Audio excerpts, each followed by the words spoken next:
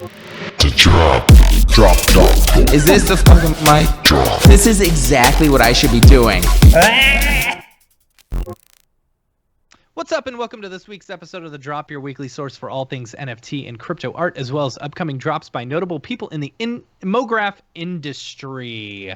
I'm Matt Milstead, joined by Dave Koss and Veronica Falconeri Hayes. See, I said your name. I nailed it that time. I nailed it that time. Yeah. Who doesn't have much NFT background, so please feel free to ask questions. Joining us from the podcast portion of the show. It'd be interesting to see some medical NFT stuff, you know? I don't know. Interesting. I'm like, I feel like some people must be getting into it, but like, I feel like all this NFT stuff has been ramping up again while I was like on maternity leave, and I'm like, I'm not sleeping at all, and I can't tell what's happening on the internet right now. It seems crazy. I'm gonna put the phone down. Yeah, that's smart. It's Especially all right. if you're Nobody already else not is getting sleeping sleep. either. Yeah, I know. It just that's what it's like. Getting into NFTs is like having a 1-month-old, you know, or 2 months old. You just don't get any sleep because you can't sleep because all you're thinking about is NFTs. Yeah, right. They're like your babies. Yeah. Hey, before we get into the major drops, can we talk real quick about the Beeple Drops this last weekend? Yes, actually, that's what I was gonna say. Okay, like, good. Speaking of not getting any sleep, I didn't get any sleep the night before Beeple did his last drop this weekend. So he had a drop Friday, Saturday, Sunday. And I couldn't sleep because I was too excited about it, you know, because I had a plan.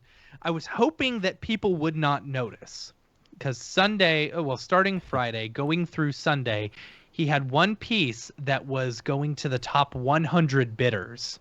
And I was like, oh, I could bid like $10,000, get a Beeple piece, and then turn it around for like 50, you know? Mm-hmm. And so that was my plan, you know, but I was like, I don't want to bid immediately because then that sets the bar, you know, so I'm going to wait it out until Sunday. So I waited out until Sunday, and then the lowest price was like $35,000. And I was like, okay, no, there's no way. Because the thing is, so say you bought one for $35,000 and you were going to sell it for 40 or 50, because that's about what they were going for, the ones that people got, you know, for $1 or whatever. That's about what I think they're going for nowadays. These lots of the Beeple pieces are going for about $40,000 to $50,000. So it's like, after fees and everything, you take a risk on whether or not you can even sell it. But, you know, anyway, so that's neither here nor there. So have like the values kind of, again, question coming from outside, have the values kind of crashed out on any of these things yet? Because so I know they have quite a bit. So I am the most lucky person in the entire world because I sold my Beeple piece, you know, right at the height of the Beeple mania, and that was the day before his Christie's drop. Mm-hmm. You know, right before the day before his Christie's drop, I sold mine, and I still believe, I think that mine, out of all the open editions, mine was like the second or third highest price that someone has paid for a Beeple, like an open edition, not a single edition, you know, because the single editions, you know, they've gone for like 6 million, but I sold mine for 195,000, you know. But so this weekend though, such an interesting, like, man, it was variety this weekend was rough. I'll tell you, like, for his drop, it's like, so one, you had like, what was it, four editions that were 100 and they were giveaways, but 2 of them you had to answer quiz questions based on his everydays, which they weren't even based on his everydays. They were just stupid questions. Yeah, they right? were Shocker. Yeah, I know, right? So they were kind of like, they were just ridiculous questions. And so we're all on Discord together, you know, and you've got 45 minutes to answer these questions. So at some point within that 45 minutes, someone has already uploaded all the answers to Twitter, of course, you know, and we're all freaking out because we're like, we gotta get it, it's gonna take us 45 minutes, and literally it only took us a couple, you know, to figure everything out. Shout out to Phil, because Phil was the first one in the Discord to get everything right and then let us all know. But still, you had 80,000 people enter, you know. And it's like, nobody got anything. Yeah, no one that I know got of. anything. Yeah. That we knew got anything. Then an hour later, you had another one, and this was... An hour later, you had another one the that 1 was minute. just like $1. Oh, and it was 1 minute. Yeah, which sucked. This is like, my beef. This is my beef because I entered, I was ready to go. I had multiple tabs up just in case because I didn't know if it was going to refresh instantly or if I'd have to hit refresh. Like, all the ducks in a row. We're all in Discord, ready to go. The thing just wasn't moving. I had everything ready to go, had the credit card ready, and I hit the button, and I was 2 seconds too late because it was too slow. Yeah. The website's too slow. It's the website. I hit refresh, and it took forever to load. And by the time I had checked out, it said this one is no longer available. Like, oh, it was 1 minute. Yeah. So, and then he had incredibly stressful.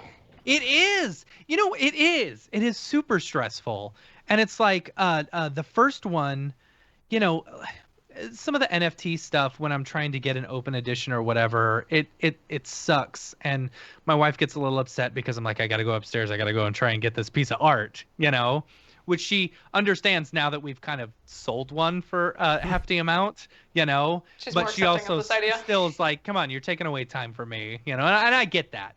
So for the first one, it was so stressful. I was like, I'm not doing this again. I'm not doing this again. So the second quiz that came around, I was at the store. I was just like, whatever. And then both my brothers, because I told them about it, they called me. They're like, hey, what's this answer? I was like, I don't know. Check Twitter. Twitter will tell you, you know? And so my brother was able to find all the answers on Twitter, and he sent them to me. So I'm just in the parking lot. I was like, all right, all right, I'm in. I don't care. You know, it's like... I didn't do the Saturday ones either, and of course I get texts from our friend Joe. He's like, hey, can you talk real quick? I'm like, dude, I don't know the answers to the questions. I'm not even doing this one. And the questions were so weird.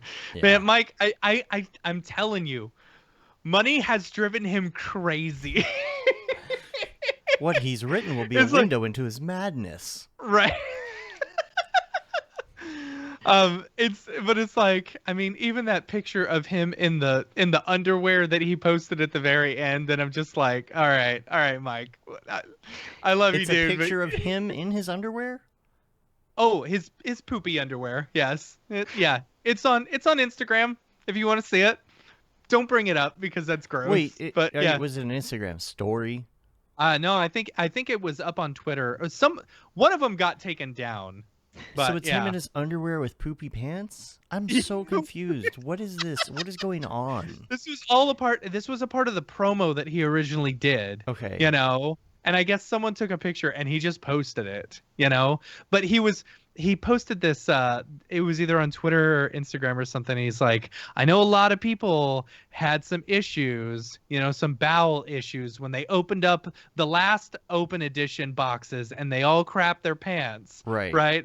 So we're including some Beeple branded underwear for you to put on before you open the boxes. All right. It's really funny. I mean, yeah, it's funny. But it's funny, and it's also very gross. And you know, I guess that's his brand now. Well, of course it is. So of course. Yeah. So rewind to NAB 2020.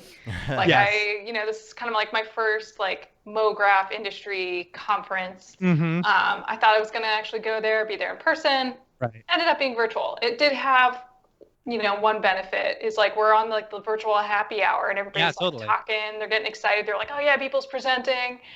One advantage is I could sit there on my computer and be like, please don't kick me off the podcast. Who is Beeple? Yeah, no, you're fine. Right. Because I had no idea.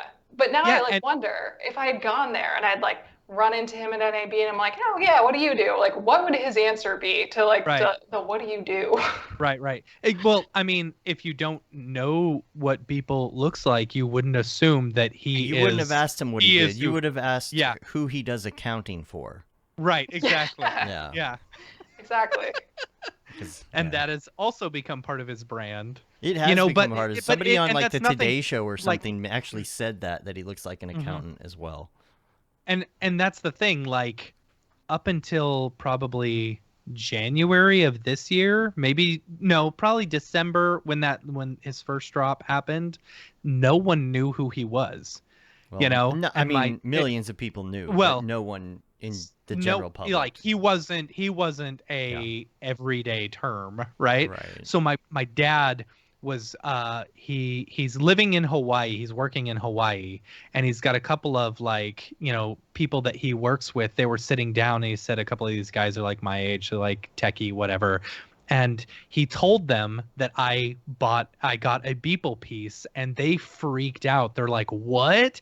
You know, and like they actually knew. And these are like architects and like construction guys, you know, and it's like they're talking NFTs. Like he's a part of the everyday vernacular now. Yeah. You know, especially with the Time magazine thing. I'm excited to get that. Yeah, and this man, the lighting and the presentation of this the box is really display cool for these. Like, oh my gosh, so good. I really wanted one, but man, they're out of my league now. Elon Musk's crotch, but other than that, I mean, the lighting, the fact that when you open it, like there's lighting in around the edges of it in the inside of the box is so cool looking. It's super cool. Yeah. I think the physical pieces are very, you know, they add a lot to it. It's so cool. It's very, very cool. Yeah, and I will say, I don't know who did this particular piece because it doesn't look like it's something that what's the company called? The Gateway? No, that makes these displays. Infinite Objects. I mean, it doesn't look like an Infinite Objects. I think I'm curious if Infinite Objects works with Nifty Gateway in order to put these things together. I don't know. I don't know because interesting. Well, right now the ones that were with the original Beeple piece are sold out. You can't get them until June, but I will say they do sell the smaller ones with the wooden frame on them, and I've ordered a bunch of them recently. That's probably why. It's because he ordered so many of them. It's such an easy process though. If you go to Infinite Objects and you want to do something for like somebody's birthday or something, to this for my dad's birthday, just you get the dimensions, you put it into Premiere, you find a good clip and you put it in. And a lot of people ask, well, how is it different than a digital frame, right, where you just load a million pictures? I think it's better because first of all, it's super small and lightweight. There's no computer anything involved. It's just a piece of art, and the point of it is you put one specific video in it, just like you would one specific photo if you gave somebody a photo, right, in a frame. And that's what makes it unique, is this frame is just for this one thing. I kind of like that concept, but I don't know, if I'm gonna, I want to display some of the NFTs that I have, you know, but I want to find like a super flat screen monitor that I can hang on my wall to display them, like a 32-inch monitor or 27-inch monitor, you know, one that looks more like a picture frame versus one of the tiny ones. I don't love the tiny ones. Well, Best Buy and some other places do make frames that are specifically for this, that are kind of like TVs, but I think they have more of a just like I don't know. They look more like a photo on the wall. The way that they do the backlighting on it, I don't exactly know how it works. Is it more like a matte finish almost instead of like a screen? Yeah. Maybe like a matte finish, and like the lighting behind it makes it. It's almost like it has a sensor, I think, that keeps it looking the same level as something that would just be a regular painting or photo on the wall, and not just a big bright screen. Right. The Time magazine cover, by the by, I got the Time magazine cover. This is not everybody, but a lot of people at first were like, "Wait, is this real, or is this just some mock-up?" No, this is the actual Time magazine cover. May 10th, May 17th. I have to get one of these and frame it. I know. Put it up. There's so much about this. It's not just the fact that it's Beeple. It's not the fact that it's just NFTs. You've also got the fact that it's literally Cinema 4D on the cover of Time magazine. Cinema 4D and Octane. Like that's awesome. It's so epic, and it's about time the world sees what we do, what we stare at all day. Yeah, and it even mentions Octane render at the bottom as well. So it just covers so many bases, and you're like, is this real life? Is this how can this be real right now? Meanwhile, Redshift crying in a corner, they didn't make time. Yeah, but it's okay because it's Maxon and their software is there, right? Yeah. Exactly. That's funny. Veronica, what render engine do you use? I use Redshift. Okay. There you go. See, that'll make them feel better. Yeah. That's funny. Yeah. You know, you got. And a lot of times, really boring stuff, I use just the standard, but Redshift and the standard. Yeah. That's funny. Yeah. The render engine is the film, and the camera still made the front cover of Time Magazine, which is Cinema 4D. So yeah.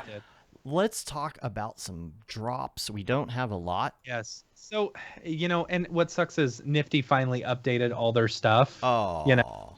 Yeah, I know. Like, they're normally really good about getting all the drops for this week up on whatchamacallit. Should we like just do early it? Should we morning just Monday. kind of give a quick rundown on the fly then, and just? Well, quickly the thing is, what I like to do is I like to go through and see all the artists, and see which one I feel like are actually Mograph artists versus Right. like musicians or something like that. Right. And that's not the case. I don't know a lot of these. I don't know anyone in particular, so I'm just not going to say You do anything. know some of them. Do I? Man, and there's Who? another. Wait, no. This. Where are you getting the times? Because these times are not right up on here. I guess I'm looking at the wrong things. Twitter. Twitter is the only place that they take forever in order Weird. to post stuff. Yeah, because know? I'm seeing Fuck Render still listed, but that's from last Yeah, week. no, that's last week. Okay. Yeah, We yeah. just confirmed him on the show in a few weeks, by the way. So that'll be I fun. believe on the That'll be May fun. 31st. I'll have to apologize to him for poking the bear That was on funny. Instagram. Yeah. Parrotism, I believe I've mentioned them before. Mm-hmm. They're tonight, Okay. but that's the only one I really knew. But yeah, there's I don't know.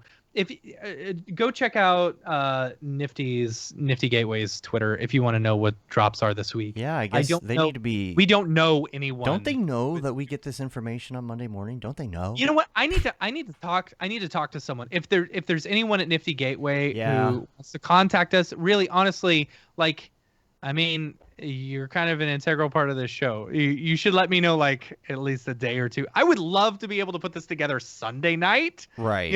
or even Friday night. Yeah. Instead of Yeah. like hustling to get it done on Monday morning before the show. But it's not just for anyway. us, obviously. It's for other people who want to know ahead of time, because finding out the day of the drop is, for Monday at least, is too fast to decide.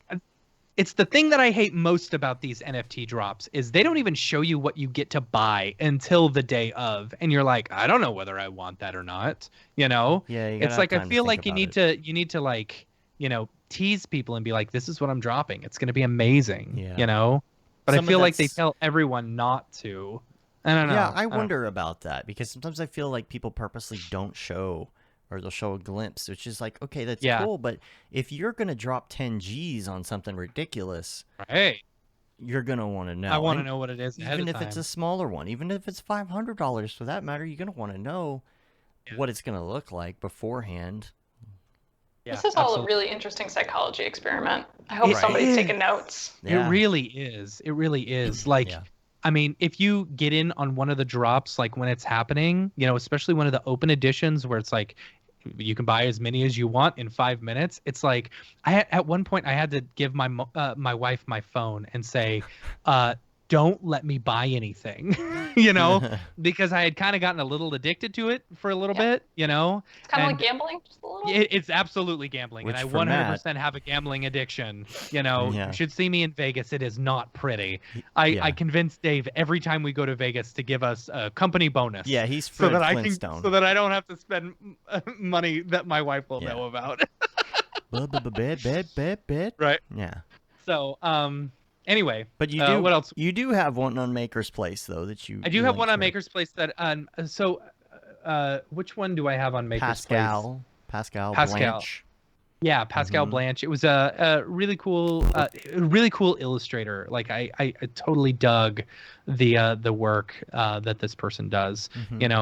And Dave, if you go over to drops real quick on the Maker's Place one, what is it? Is that?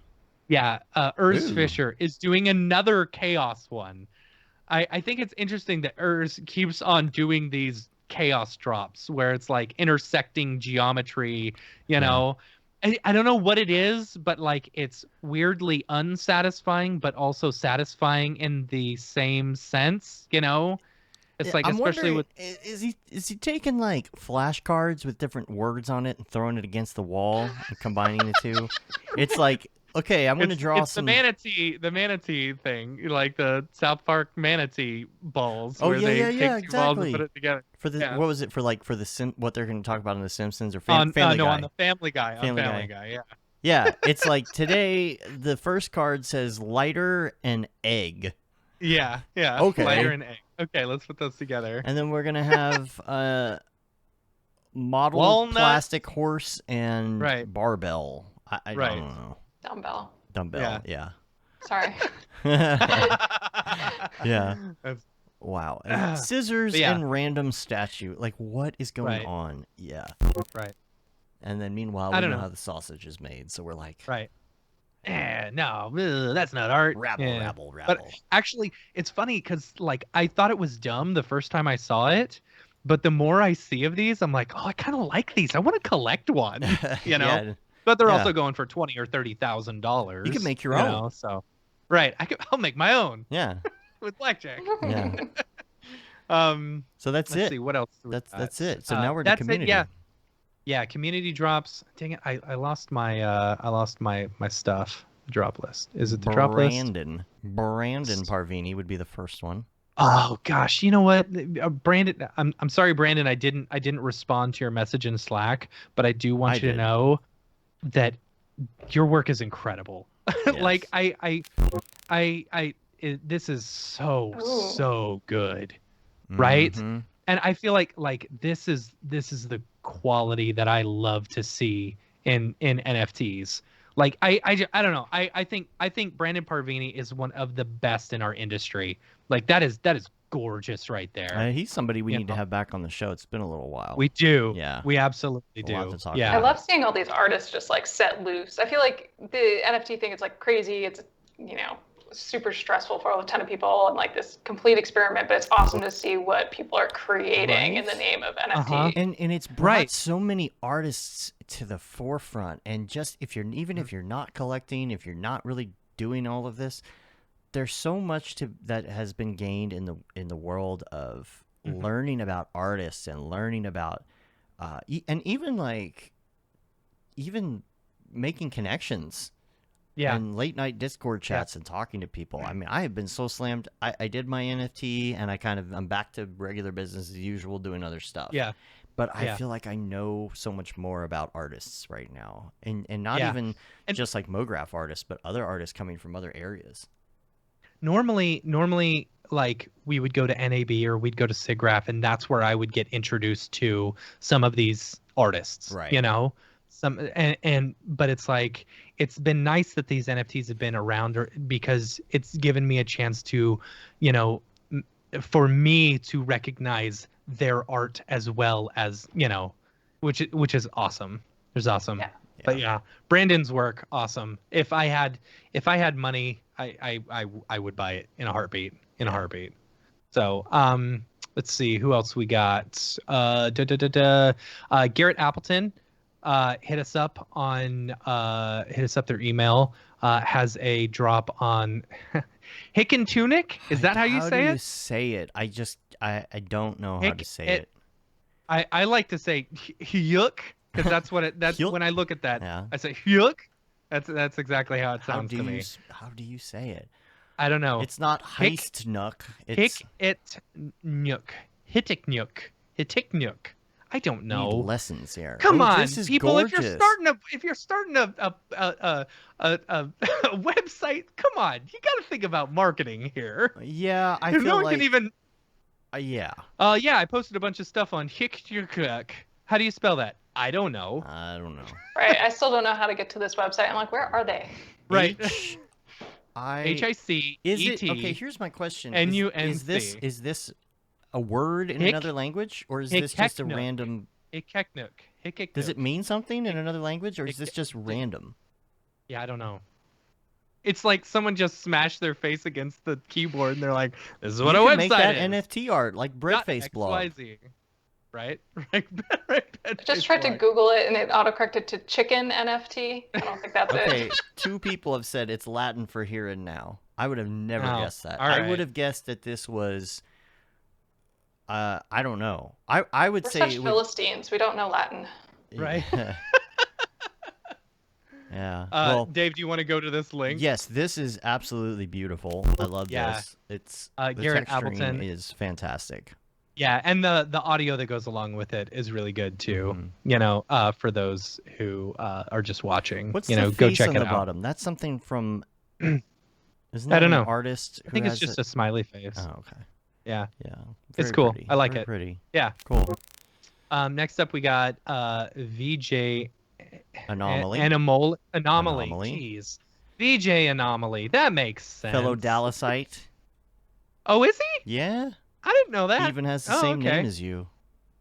What? Matthew? I think it's Matthew, Yes, right? Matthew. Matthew. There you go. Which one is this one called? There's technically two. I think he has two of them up. Yeah, but this one he just posted, and he hit me up on Instagram. He's like, "Hey, can you talk about this on the drop?" And I said, "I've already got you on the list." Yep. And so this one comes with when purchased, actually comes with an interactive one as well, which is pretty cool. How does that work? I have no idea. Oh. But that's what he told me. So that's what I'm relaying the message. Well, maybe he can write it in the chat. Yeah. Or maybe it totally. says somewhere. I haven't been paying attention. But I think he has another. I think he has two of them. I don't know if I can find it off the bat, but I'm gonna try and do it. Oh, interesting. I thought he sent me two, but maybe I'm wrong because there's only one here on Foundation. Yeah. I can go back and double check. He's got inner strength. Oh, okay. The other link was just his Foundation link. Okay, so that is the only one. Yeah. Cool. So. Next up, James Ramirez, Fried Pixels. I love. So this is one reason I kind of like this Hyuk website, because you can actually, Hyuk. So I'm gonna call it from now on. It's what I see every time. Hyuk. You can actually upload like OBJs and stuff like that, and actually be able to interact with them.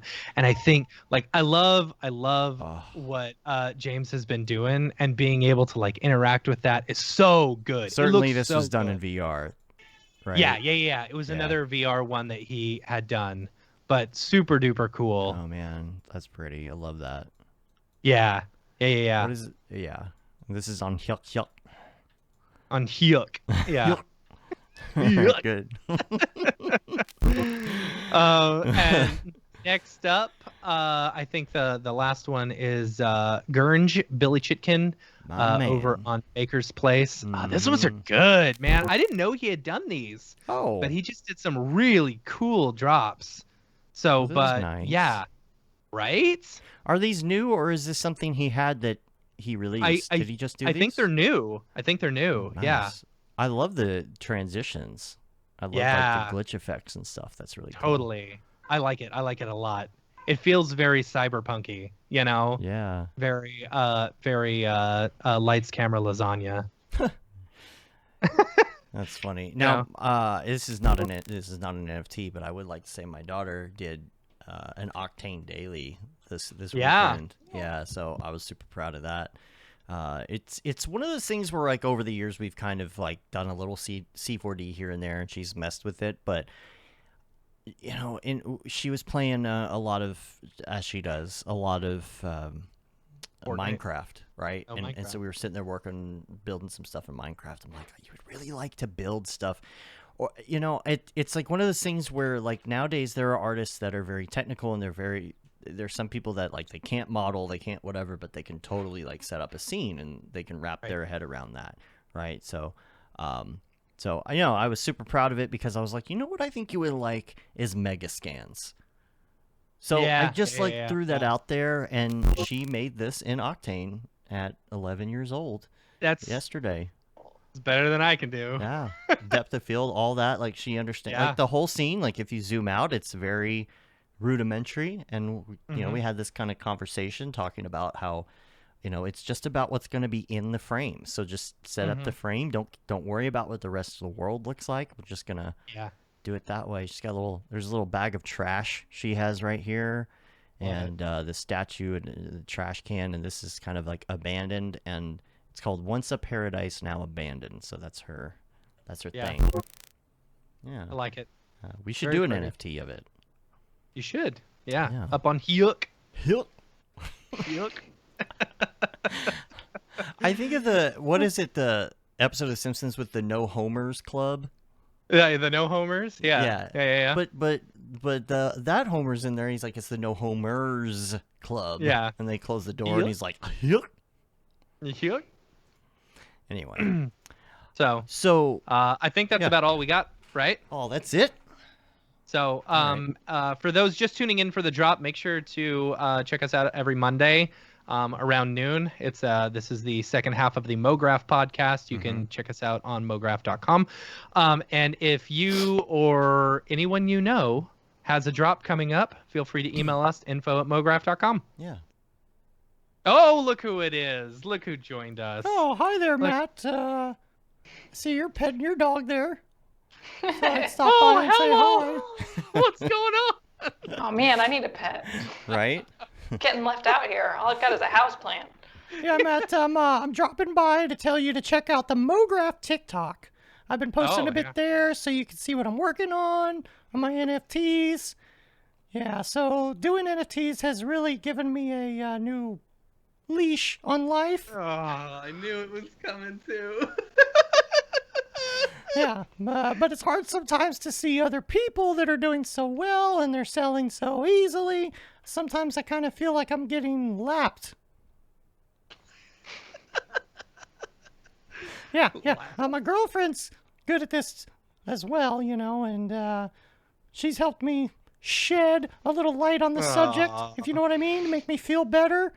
Getting a little depressed here. She said, you just got to give it time, which is of the essence, when you're living in dog minutes. But she made me feel good. She made me feel better about it. She's a good girl. And, yeah, I'll introduce you to sometime. She's really quite, fetching. I knew that was where it was going. Anyway, I gotta go. Bye. Bye, Dorpy. Thanks, Dorpy. Thanks for stopping by. Hey, there was one... Oh, the email. We have an email I want to answer before we get going here. Yeah. Because it's NFT related, so I'm going to read this real quick. I'm in last week's episode. That wouldn't help. All right. It's funny because somehow I don't know what happened with my markdown. I must have put too many exclamation points. I've got all this bold things. I think it's trying to interpret my exclamations as markdown. This is from Jack, who says, hey guys, love the show, and I look forward to it every week. You keep asking people to write in with topics, and I thought I would give you a try, as I'm not getting anywhere with Maker's Place. I brought some Boss Logic artwork on Maker's Place back on the 15th of March. I want to resell and set the resale price right away. After all this time, it's still pending in the status. Oh, that sucks. I cannot change the price as it's stuck. I have reached out to Maker's Place support numerous times asking what the issue is, and they haven't done anything. I can send the email chain of their responses if you want. They've been really abysmal in their support.